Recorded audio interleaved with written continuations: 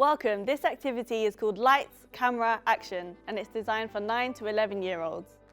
In this activity, you'll have 90 minutes to get the children to create their own stop-motion animation by learning how to communicate ideas using annotated sketches, a wide range of materials and computer animation software. Before you start the activity, make sure you're prepared with your risk assessment and that you have the necessary permission to film the children, closely following health and safety policies. If there is any doubt, only film the Lego figures or puppets. Before beginning the activity, you're going to need to have all of these items to hand.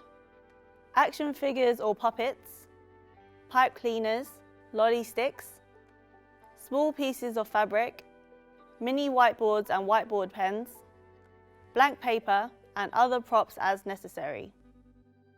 You'll also need either a tablet computer or laptop installed with stop-motion software such as Stop Motion Studio, iMotion, Lego Movie Maker or iCanAnimate, and a movie clip or two of Wallace and Gromit or similar.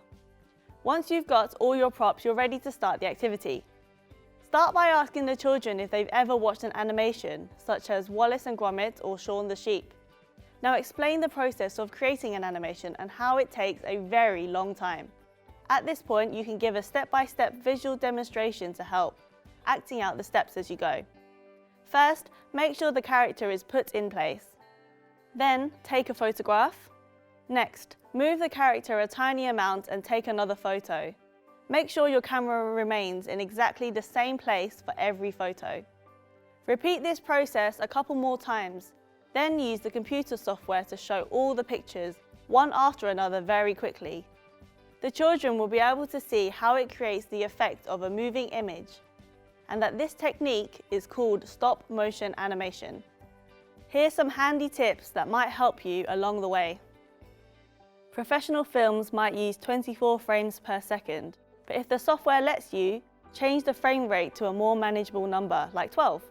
This means that the children will need to take fewer photos to make a short film. However, the quality of the film will be lower, and the movement of the figures will look less smooth.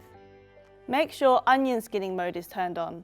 This overlays the last shot taken as you set up the next shot, so it's easier to see how far you have moved the characters. Remember, you only want things to move a tiny amount between shots. Make sure the photos are only taken once hands have been removed from the shot. Mini whiteboards make great set backdrops. Put these behind the action to screen out unwanted people appearing in your film. They are also good for adding dialogue in speech bubbles if you want it.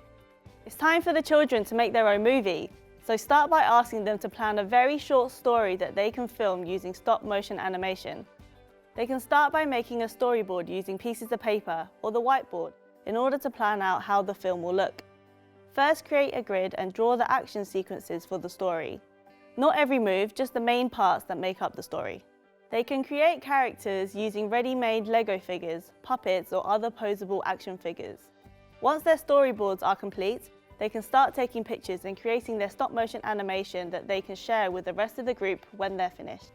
Provide the children with scenery or props and suggest using a whiteboard as a background. They can draw on, add speech bubbles, or use it to block out unwanted objects. Remember, stop-motion photography needs patience and steady hands. Here is a breakdown of the lessons so far. 1. Storyboard. 2. Choose character. 3. Take photo. 4. Move character and take photo again. 5. Repeat several times. 6. Use software to create movie. 7. Share. You can vary the activity by asking the children to use more than one character, several props, or trying a more complex story. You could even ask them to choose sound effects and background music. As an extra task, why not ask the children to create a movie promoting the STEM club, or how to eat healthily or recycle? Try splitting the children into separate groups to work on different parts of the film, and then link them all together.